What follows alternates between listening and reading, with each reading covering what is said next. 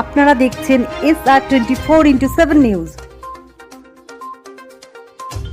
সহকর্মীরা মানে কি বলবো, তারা সবসময় অ্যাডভান্স। তারা যখন মত প্রকাশ করে, সেই মত প্রকাশের দায়িত্ব আমাদের নিয়ে নিতে হয়।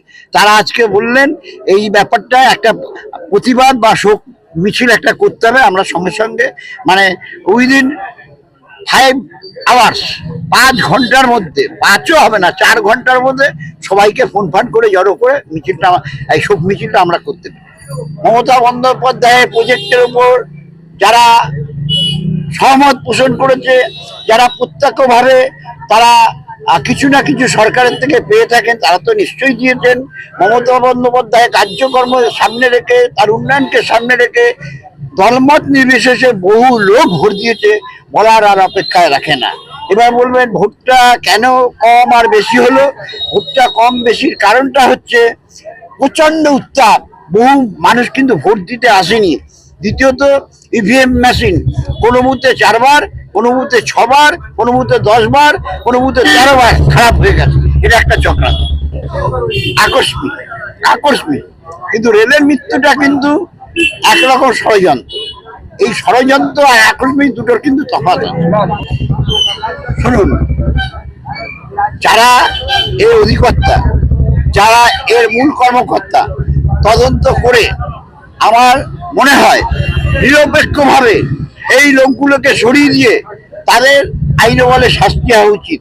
যেখানে হাজার হাজার লাখ লাখ ভবিষ্যৎ ছাত্রছাত্রীর ভবিষ্যৎ জড়িয়ে থাকে, যারা আগামী দিনে এই নেট পরীক্ষা দিয়ে ইঞ্জিনিয়ার হবে, যারা নেট পরীক্ষা দিয়ে ডাক্তার হবে, যারা নেট পরীক্ষা দিয়ে আরো উচ্চ পর্যায়ে বিভিন্ন রকম সুযোগ পাবে, তাদের এই ধরনের মানে কি বলে, যেটা মানে তছরূপ, যেটা বলে পরীক্ষায় বিভিন্ন কায়দায় তাদের সরিয়ে দেওয়া তাদের মেধা থেকে, এটা অন্যায় কাজ, অপরাধ কাজ, এটা আমরা মানতে চাই।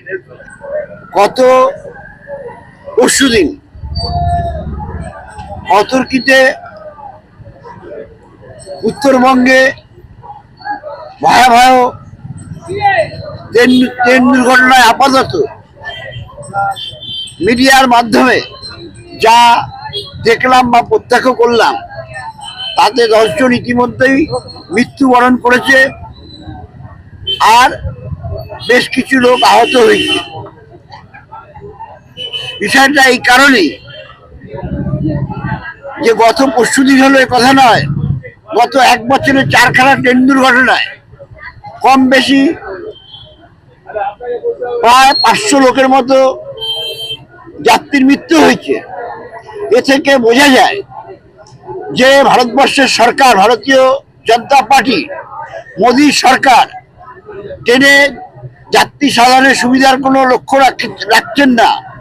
তাদের উদ্দেশ্য একটাই, ব্যবসা করা, আর ব্যবসা করার লক্ষ্যকে সামনে রেখে এই ধরনের দুর্ঘটনা, যা আমাদের মনকে শিউরে তোলে, বাংলার মানুষের মনকে শিউরে তোলে, ভারতবর্ষের মানুষের মনকে শিউরে তোলে। আগামী দিনে মানুষ হয়তো এই সিদ্ধান্তই করবে, ট্রেন আর তারা চলবে না, অন্য কিছু পরিবহনের মাধ্যমে যাতায়াত করবে। এখন আমার বক্তব্য একটাই, যে অ্যাক্সিডেন্ট হতেই পারে, কিন্তু জেনে শুনে অ্যাক্সিডেন্ট এটা বাঞ্ছনীয় নয়। কারণ আজকে ভারতীয় রেল একটা বাজেট হতো, আজকে কিন্তু ভারতীয় রেল বাজেট এই মোদী সরকার তুলে দিয়েছে। রেলের যদি বাজেট হতো, তাহলে অর্থ বরাদ্দ আলাদাভাবে হতো, তার চিন্তা ভাবনা, যাত্রী স্বচ্ছন্দের চিন্তা ভাবনা আলাদা হতো। আজকে বাজেট তুলে দিয়ে আজকে মানুষগুলোকে মৃত্যুর মুখেই ট্রেনের মধ্যে ফেলে দিয়েছে, যার কারণে আমরা মর্মাহত, আমাদের মন ভয়াক্রান্ত, আমরা বেদনার হৃদয়ে এই সমস্ত যারা মৃত্যুবরণ করেছে রেল দুর্ঘটনায়, তাদের পরিবার, তাদের আত্মার শান্তি কামনা করি, যাতে শুশ্রূষা ভালো হয়। উত্তরবঙ্গে সমস্ত ডাক্তারদের বিভিন্ন জায়গা থেকে এনে তাদের পরিষেবার ব্যবস্থা করছেন, যেন 10-এর পর আর একটা লোক 12-11-তে যুক্ত না হয় মৃত্যুর পথযাত্রী, সেদিকে মমতা বন্দ্যোপাধ্যায় লক্ষ্য রাখছে। আমরা আজকেই শোক মিছিল, আত্মার শান্তি কামনা করে এই সমস্ত রেলে যারা মৃত্যুবরণ করেছে তাদের প্রতি শ্রদ্ধা নিবেদন করে আমাদের এই শোক মিছিলে যারা আমাদের তৃণমূল কংগ্রেস কর্মীরা উপস্থিত হয়েছে, আপনাদের চ্যানেল মাধ্যমে সবাইকে স্বাগত জানাই, ধন্যবাদ জানাই। বলার অপেক্ষায় রাখে না। মাত্র কয়েকদিন আগে আমাদের নির্বাচনের ফল বেরিয়েছে। এই ফলে আমরা দমদম লোকসভা কেন্দ্র অধ্যাপক সৌগত রায়কে, এই তৃণমূল কর্মী সবাই 40-50 ডিগ্রি সেন্টিগ্রেডের উত্তাপকে সামনে রেখে অধ্যাপক সৌগত রায় বর্ণগড় বিধানসভার অকাল উপনির্বাচনে সায়ন্তিকা বন্দ্যোপাধ্যায়কে আমরা জেতাতে পেরেছি।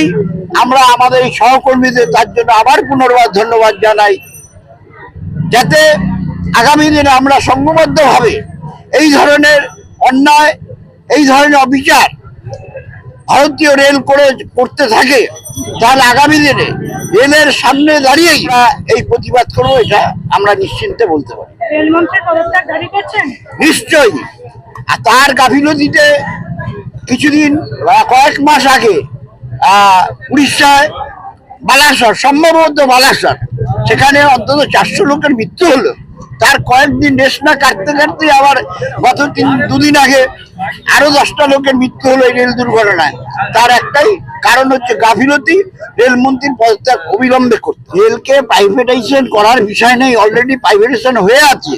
আপনি যে প্ল্যাটফর্মে দাঁড়িয়ে আছেন এটাও কন্ট্রাকচুয়াল লোকের মাধ্যমে তৈরি, রেলের তৈরি না। যারা কন্ট্রাকচুয়ালের কাজ করবে তারা গাফিলতি করবেই। রেল প্রত্যক্ষ যদি তার পেছনে দেখভাল করতো তাহলে এই ঘটনাগুলো ঘটতো না। রেলের সিগন্যালিং ব্যবস্থা কন্ট্রাকচুয়াল, রেলের লাইন কন্ট্রাকচুয়াল, রেলের লাইন যারা ঠিক করবে তারা কন্ট্রাকচুয়াল, যারা গাড়ি চালাবে তারা কন্ট্রাকচুয়াল, যারা পেছনে দেখভাল করবে তারা কন্ট্রাকচুয়াল। সবই কন্ট্রাকচুয়াল রেলে চলছে। এইরকম পরিস্থিতি আমরা চাই না। আমরা আর কারোর মৃত্যু চাই না। যদি একটা লোকের মৃত্যু হয় আমরা রেল লাইনে দাঁড়িয়ে আমরা এর প্রতিবাদ করব এবং সরকারের পদত্যাগ কামনা করব।